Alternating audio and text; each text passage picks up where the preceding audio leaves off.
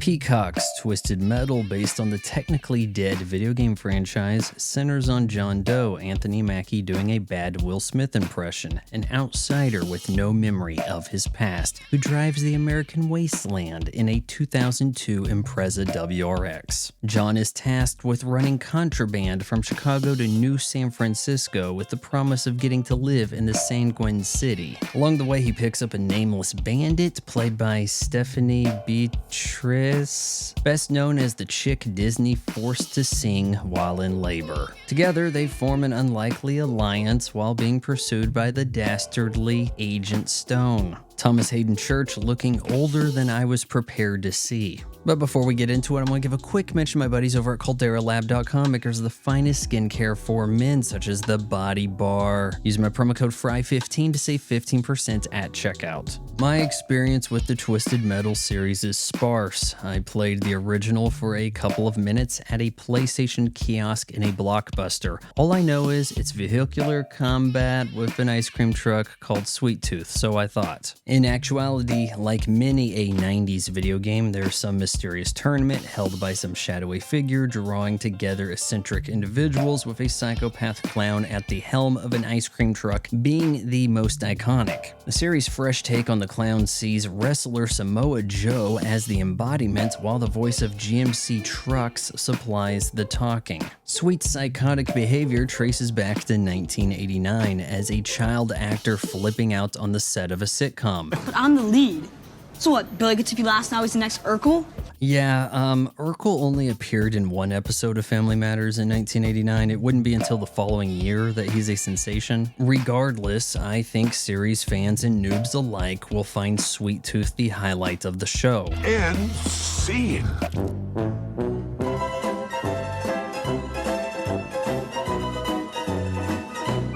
Of course, since Twisted Metal stars Marvel's most pompous, indignant B-Squad Avenger, there's a heavy dose of obtuse, preachy coding. The villains are the law, the clergy, country club elites. The insiders need to share the wealth. Shouldn't surprise you, the good guys are minorities and lesbian truckers. Twisted Metal uses comedy as a smokescreen for world building. We've lazily come to accept plot holes as long as there's a gag. Mackie's John Doe is way too flabby given the circumstances. I also wonder how all the people are getting their laundry done, maintaining their cars, let alone fueling them. It's roundly over the top, giving us cartoons rather than characters. Given the source material, it would have been a challenge to take matters seriously, so instead it's the easy route. I think this lowers the stakes and steps on Sweet Tooth, who now isn't any more or less sane than the rest. We end with a big battle featuring a number of vehicles from the game, such as Roadkill, Twister, and of course Sweet Tooth. John Doe makes his deadline, is accepted into New San Francisco, had his past revealed to him, and Season 2 is teased with the original game's tournament. It's good seeing some car stunts, but I had to scoff at the poorly CGI'd Subaru, all because they couldn't be bothered to drive her to locations for B-roll. I'm intrigued by the promise of a Season 2, which has currently yet to be announced. Though I'm betting the outcome of the tournament will be predictable and there will be a browbeating of white man bad. Still, Twisted Metal is not the worst video game adaptation to a streaming service.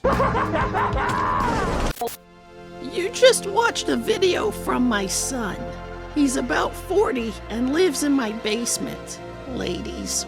So subscribe her and notify the bell for ringing.